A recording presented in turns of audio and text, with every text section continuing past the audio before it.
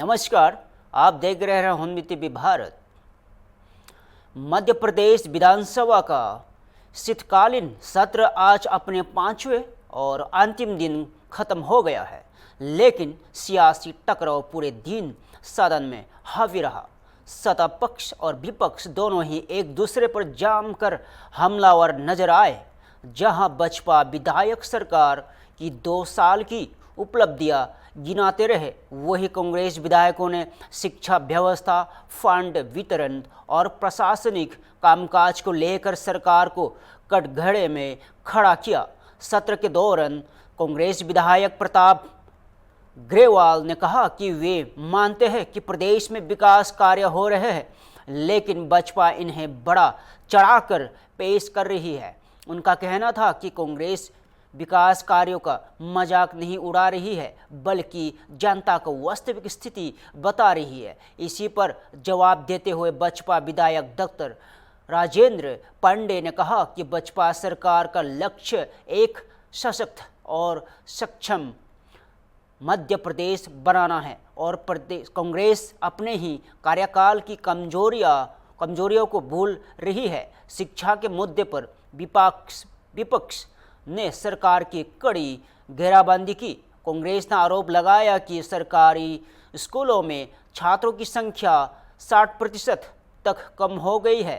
Budget बढ़ने के बावजूद हालत लगातार बिगड़ रहे हैं और सदरपुर क्षेत्र में कई स्कूल बिना भवन या संसाधनों से चल रहे हैं। फंड वितरण की पारदर्शिता पर भी सवाल उठे।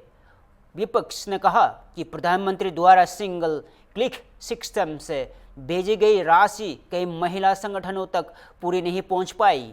इसी बीच बसपा विधायक रामेश्वर शर्मा ने कांग्रेस पर तीखा हमला बोलते हुए कहा कि कांग्रेस की प्राथमिकता सिर्फ राहुल और प्रियंका है। उन्हें भगवान राम और महादेव से कोई लेना देना नहीं।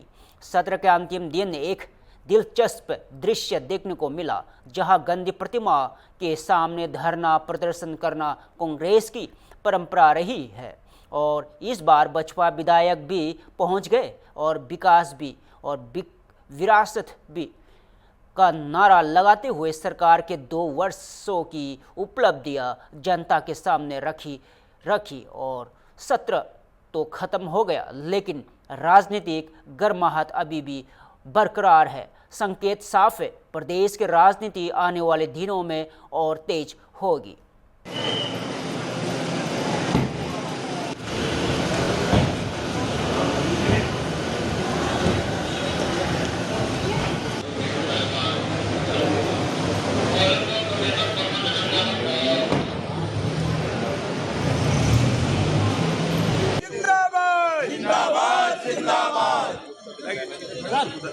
अभी और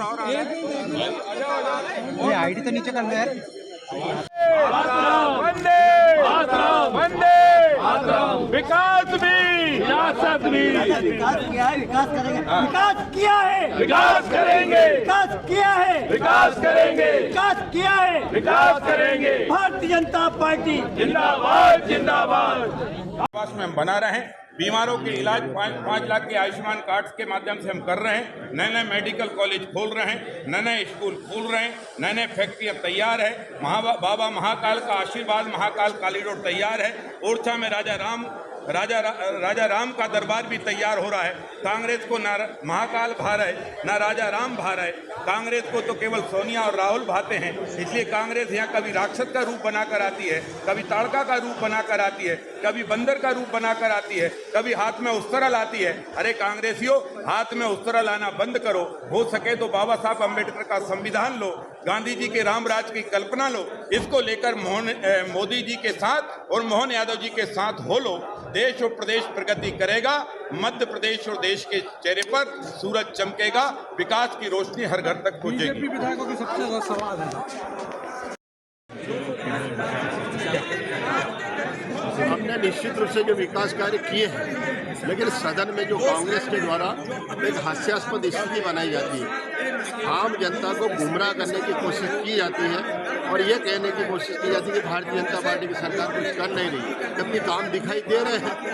इन विगत 2 वर्षों में जिस तेजी के साथ में कार्य हुए हैं, औद्योगिक निवेश हमारे यहाँ पर मध्य प्रदेश में बढ़ा है, औद्योगिक कार्य निश्चित रूप से हमारे मध्य प्रदेश में बढ़ा है, क्योंकि विगत वर्षों में भारतीय जनता पार्टी की सरकार ने ही जो मध्य प्रदेश की दुर्दशा थी, मध्य प्रदेश का बंटा ढार हो गया था, मध्य प्रदेश समाप्त हो गया था, उस दुर्दशा को सुधारते हुए जो इंफ्रास्ट्रक्चर और बुनियादी ढांचा तैयार किया और उसी के कारण आज औद्योगिक घराने और निवेश के कई प्रस्ताव आ रहे हैं, कई उद्योग धंधे प्रारंभ हुए, लोगों को रोजगार मिलना प्रारंभ हुआ है। स्वास्थ्य व्यवस्थाओं पर विशेष ध्यान देते हुए अनेक मेडिकल कॉलेज प्रारंभ हुए हैं, शिक्षा व्यवस्था को लेकर के, तकनीक शिक्षा को लेकर के, सड़क बनाने के कार्य को लेकर के, ब्रिज बनाने के कार्य को लेकर के कोई भी तो कार्य नहीं छोड़ा जा रहा है जिससे आम जनता की कठिनाइयों का निराकरण किया जा सके, सारे कार्य किए जा रहे हैं। 5 दिन के सत्र में जो कांग्रेस ने जो विरोध प्रदर्शन दिखाया, उसका आप क्या मानेंगे?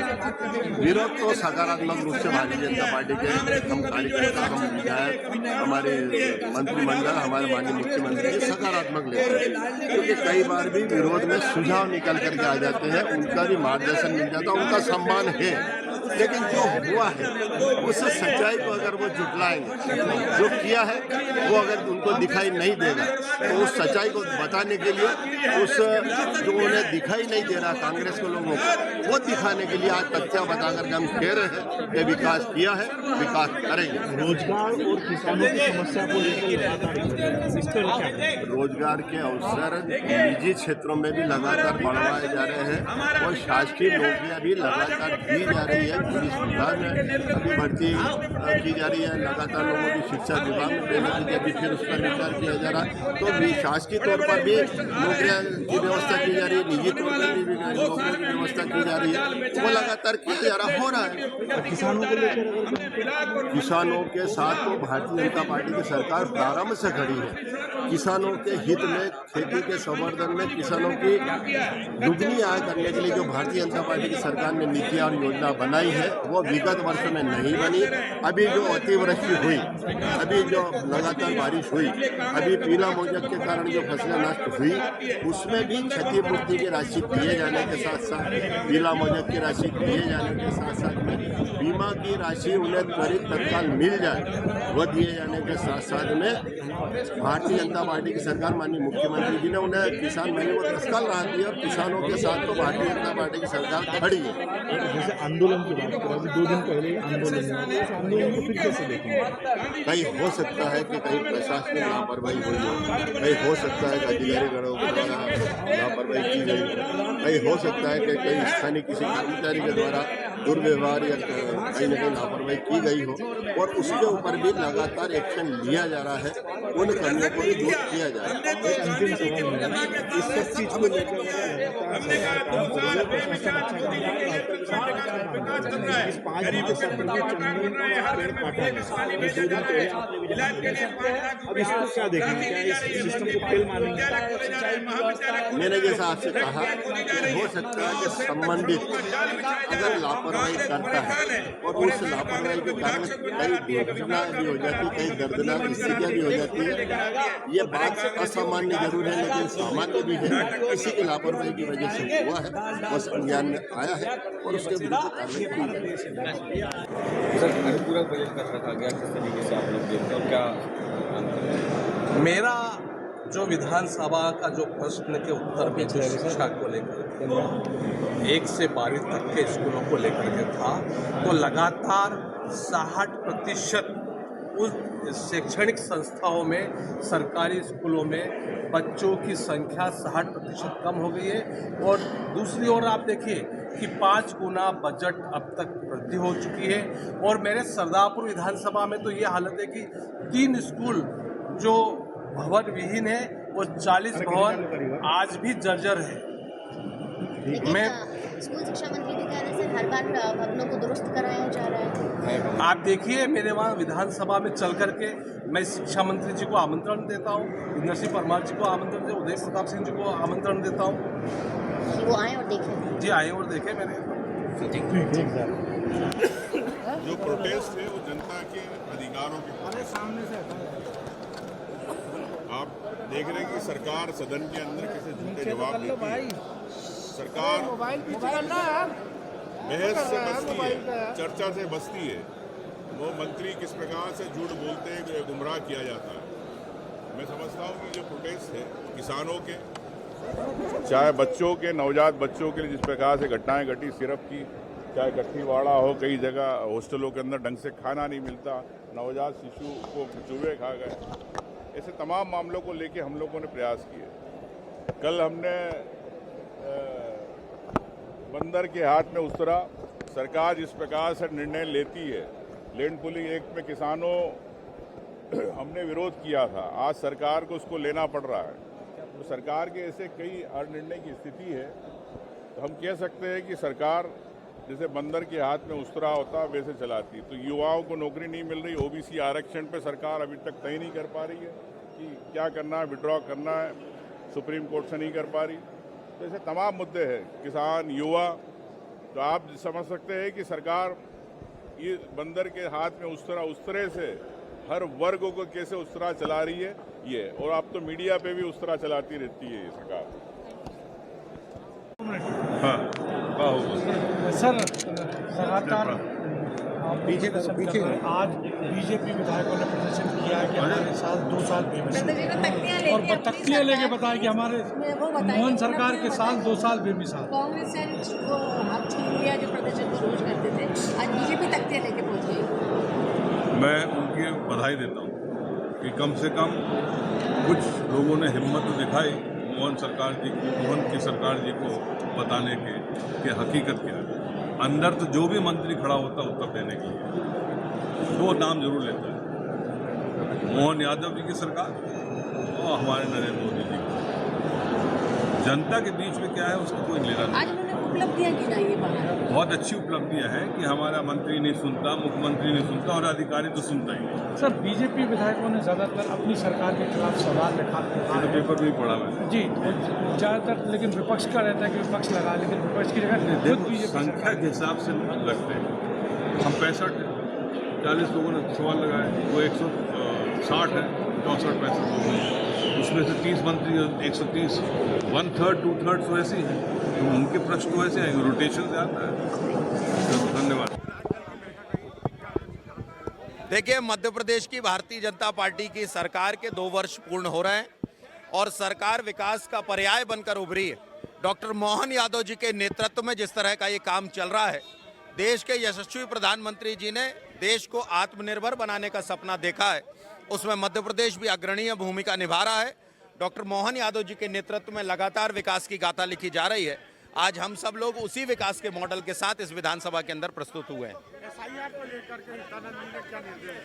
देखिए, एसआईआर सबके लिए महत्वपूर्ण है और पुनरीक्षण और शुद्धिकरण मतदाता सूची का चल रहा है। निश्चित तौर पर मैं आम नागरिकों से आपके माध्यम से आग्रह करता हूं कि एसआईआर के काम में अपनी भूमिका निभाएं और अपनी मतदाता सूची का शुद्धिकरण करें। अगले 3 सालों को लेकर बैठक में किस तरह का अगले 3 साल हमारे विकास के ही होंगे।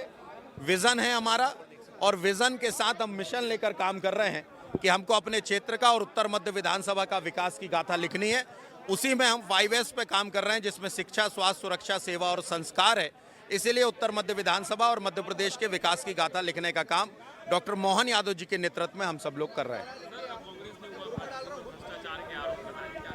अरे कांग्रेस तो त्रिलोकी भ्रष्टाचार की सरकार रही है, जिसने 2G स्पेक्ट्रम के नाम पर आकाश में घोटाला, जमीन के नाम पर जमीन घोटाला और कोल के नाम पर पताल का घोटाला करने वाली कांग्रेस की सरकार।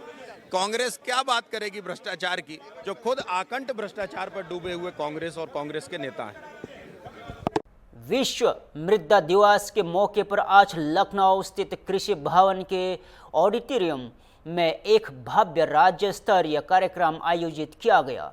कार्यक्रम का शुभारंभ कृषि मंत्री सूर्य प्रताप शाही ने किया। उन्होंने मृदा संरक्षण और मृदा स्वास्थ्य प्रबंधन का सतत कृषि की मूल आवश्यकता बताते हुए किसानों से वैज्ञानिक तरीकों से अपनाने की अपील की। प्रदेश भर के कृषि विश्वविद्यालयों, कृषि विज्ञान केंद्रों और कृषि प्रक्षेत्रों में आज किसानों के लिए जागरूक कार्यक्रम आयोजित किए जा रहे हैं, जिसमें मृदा परीक्षण, जैविक खेती और पोषक तत्व प्रबंधन पर विशेष जानकारी दी जा रही है। कार्यक्रम के दौरान मंत्री ने मृदा संरक्षण की अभिनव पहलों को प्रदर्शित करने वाले विभिन्न स्थलों का निरीक्षण किया और वही कई विश्वविद्यालयों और स्कूलों के छात्र छात्राओं ने भी इस अवसर पर अपनी सीख और अनुभव साझा किए। कार्यक्रम का उद्देश्य किसानों को मृदा स्वास्थ्य के महत्व के प्रति जागरूक करना और सतत खेती को बढ़ावा देना है।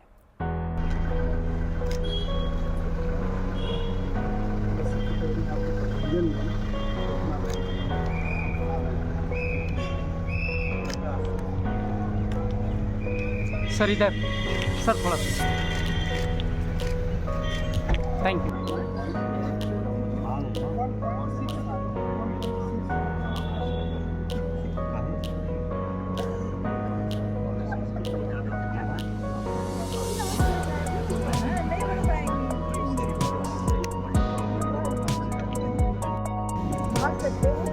तो आमने सामने को हम लेते हैं तो हटा देते हैं। फिर इस प्रक्रिया को हम 3 से 4 बार करते हैं। लगभग 500 ग्राम मिट्टी हम एक पैकेट में लेते हैं। इसको किसान के बाद इसका नाम उसका मोबाइल नंबर और बताने के लिए इसको भी घर में भेजा जाता है। आगे इसमें बारकोड भी है।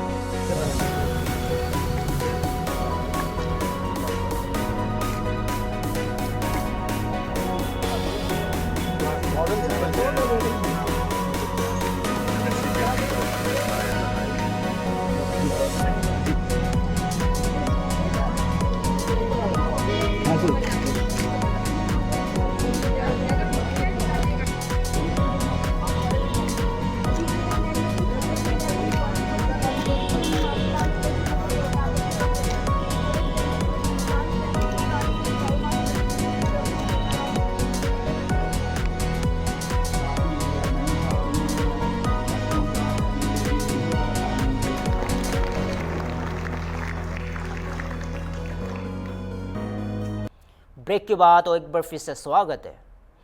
मुख्यमंत्री योगी आदित्यनाथ के निर्देश के बाद पूरे उत्तर प्रदेश में अवैध रूप से रह रहे रोहिंग्या और बांग्लादेशियों के खिलाफ पुलिस और प्रशासन का बड़ा अभियान चल रहा है। मुख्यमंत्री ने स्पष्ट आदेश दिया है कि ऐसे भी सभी लोगों को डिटेक्शन सेंटर भेजा जाए और उनकी पहचान की जाए और प्रक्रिया तेज हो जाए।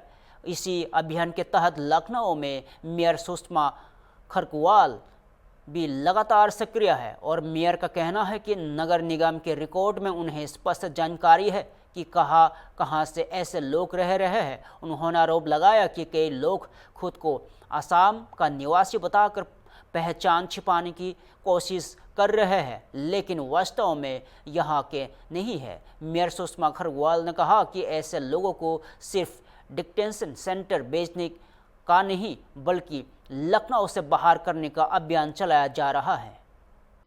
मैम, बांग्लादेशियों के खिलाफ जिस तरीके का एक्शन सरकार ले रही है और आप पहले से ही उनके खिलाफ लगातार एक्टिव रही हैं, ऐसे में नगर निगम की टीमें जो जीरो टॉलरेंस की नीति के तहत छापेमारी कर रही हैं, आज की क्या क्या प्रक्रिया रही है? आज मैं गुडम्बा थाने के पीछे बहादुरपुर गांव है, वहां गई थी। वहाँ एक पार्क का मालिक है कि हमारे 4 भाइयों की ज़मीन है जिसमें एक ने कब्जा करके काम किया है। तो वहाँ पे ज़्यादातर सारे रोहिंग्या और बांग्लादेशी थे। सब आसाम का अपना बता रहे थे कि हम आसाम के हैं। कुछ लोग कुछ भी कागज़ नहीं दिखाए, जो दिखाए भी हैं कुछ कागज़ वो फर्जी हैं, वो आधार ओरिजिनल नहीं है। सब कोई बरपेटा गांव का बताते हैं जो बांग्लादेश की सीमा से जुड़ा हुआ है और उस गांव की आबादी कोई खास ज़्यादा नहीं है, लेकिन हर कोई उस गांव का अपने आप को बताता है। मैम, जिस तरीके से मुख्यमंत्री जी ने भी आदेश कर दिया है 17 नगर निगमों को, अब क्या प्लान ऑफ एक्शन रहेगा? किस तरीके से टीमें वर्क करेंगी? मेरे पास सभी जोन में कहाँ पे कितनी झोपड़ियाँ हैं सारा रिकॉर्ड है। मैंने पिछले साल दिसंबर में जब इन्होंने मेरे महिला अधिकारी पे आक्रमण किया था उसी समय मैंने अभियान चलाया था, 50 परिवार को उसी समय बाहर किया था, लखनऊ से बाहर। डिटेंशन का क्या प्लान रहेगा इनका? वो जिला प्रशासन और पुलिस का है। मैं तो जहाँ पे ये वहीं पे जाके इनको भगा रही हूँ, और बाकी प्रशासन आगे क्या करेगा वो तो प्रशासन का मैटर। मैम, अब सर्दी बढ़ रही है, कोहरा हो रहा है, रैन बसेरा को लेकर के किस तरीके की लखनऊ नगर निगम की तैयारियां हैं? रैन बसेरा कुछ तो हमारे स्थायी हैं, वो तो चल ही रहे हैं, लेकिन सर्दियों में हमेशा हम 2-3 महीने के लिए 3 महीने के लिए अस्थायी रैन बसेरा बनाते हैं, जो बन भी रहा है इस समय, और जो कमी होगी उसको पूरा किया जाएगा। रैन बसेरा ज़्यादा से ज़्यादा बनाया जाएगा। सिंगरौली में पेड़ों का कटाई और सरकार द्वारा बिजली खरीद जैसे गंभीर मुद्दों पर आज विधानसभा में जमकर हंगामा हुआ।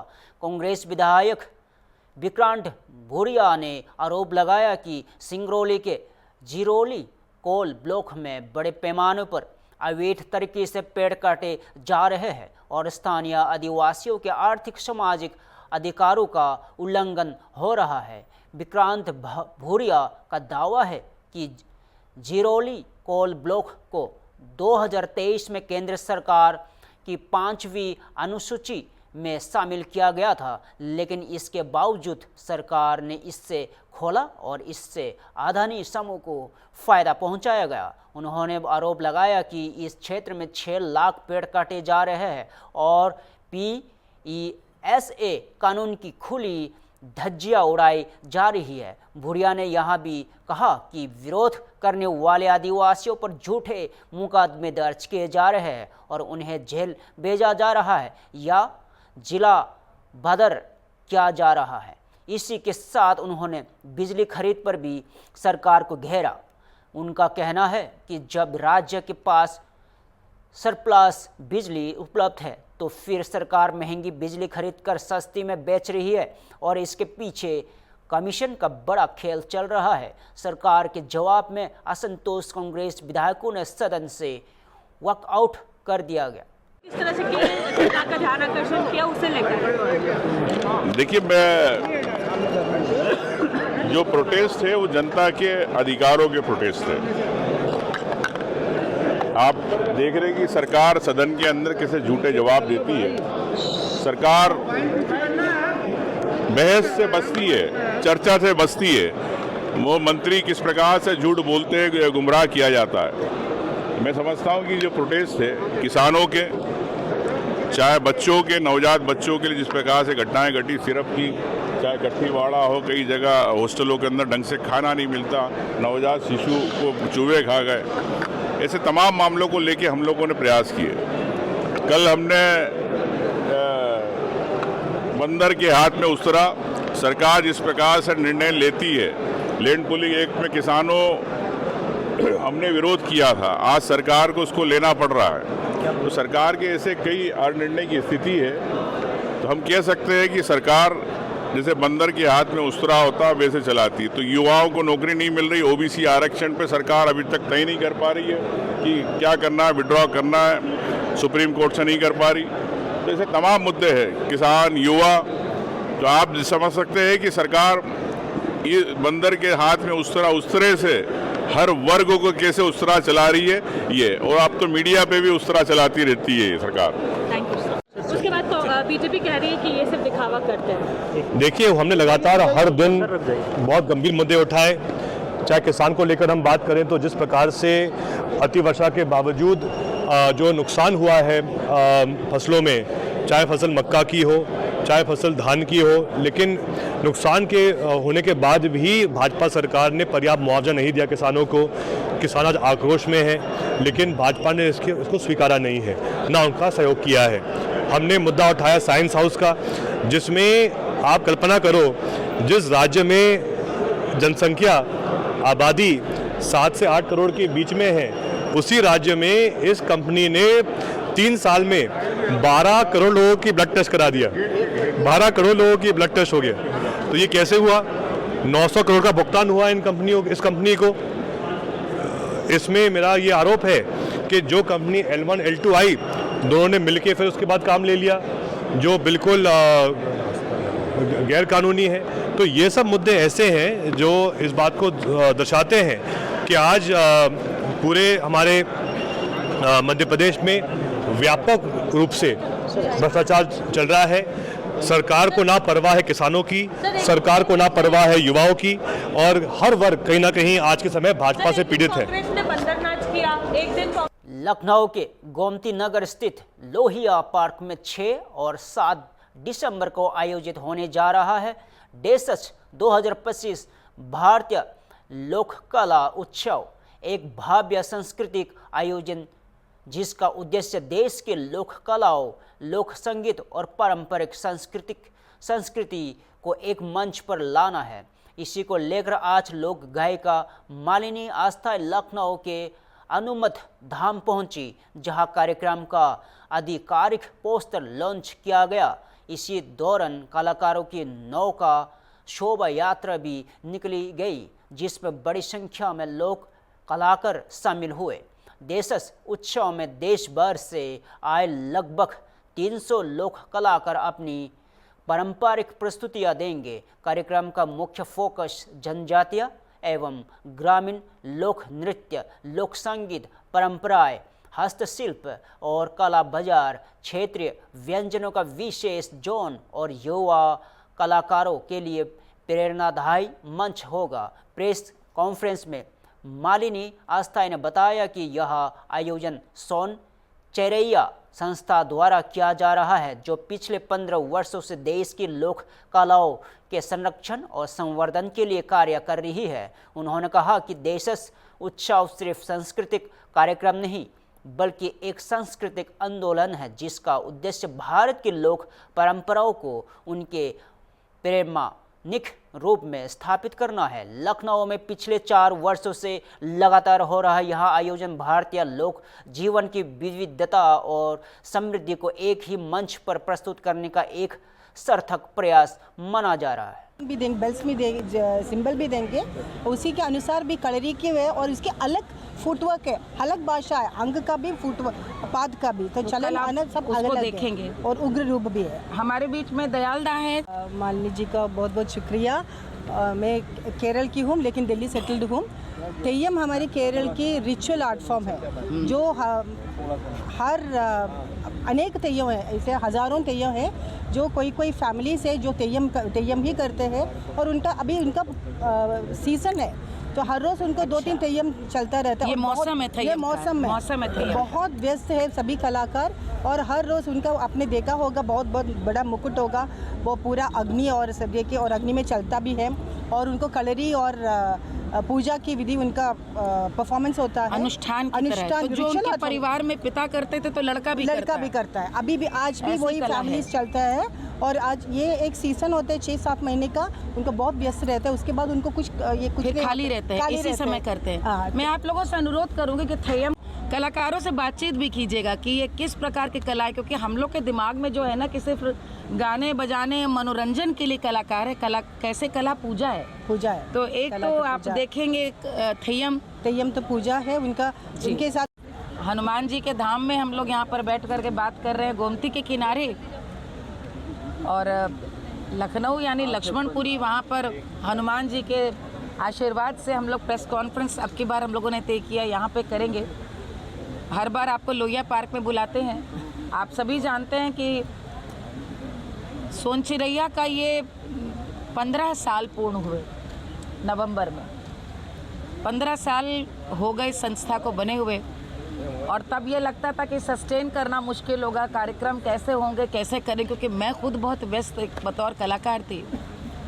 और 10 साल जब पूर्ण हुए तो उसकी पूर्णता पे देशज का उत्सव हम लोगों ने किया, जिसका ऐसा सुंदर हम लोगों को रिस्पॉन्स मिला कि वो हर साल की अनिवार्यता बन गई कि सबने कहा कि हर साल आप देशज करिए। तो कितने भी व्यस्त रहें, कैसे भी रहें, ये प्रभु की सबकी कृपा है, देश भर के कलाकारों का आशीर्वाद है कि हम देशज कर पाते। तो इस बार सोन चिरैया का 15वां साल, देशज का 5वां साल, वही उसी जगह लोहिया पार्क में ही शाम 4 बजे से 6 और 7 दिसंबर को आरंभ हो रहा है, संपन्न होगा। और इस बार 2 बातें खास हैं कि गायक हैं, साथ में अब की बार घूमर राजस्थान का पहली बार आ रहा है। पंजाब के कई हमारे पास कार्यक्रम आए हैं, लेकिन पहली बार गिद्धा लेकर के आ रहे हैं। इस बार सबसे ज़्यादा हम एक्साइटेड हैं कि भोजपुरी का जो कालजयी नाटक है, गे नाटक, फोक थिएटर है विदेशिया।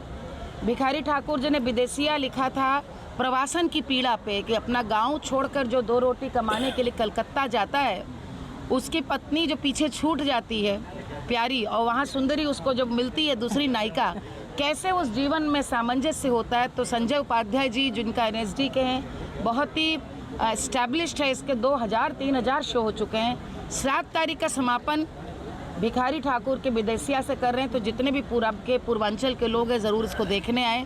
इसके अलावा हम छत्तीसगढ़ से आपके लिए लेकर के आ रहे हैं गोंडमारी।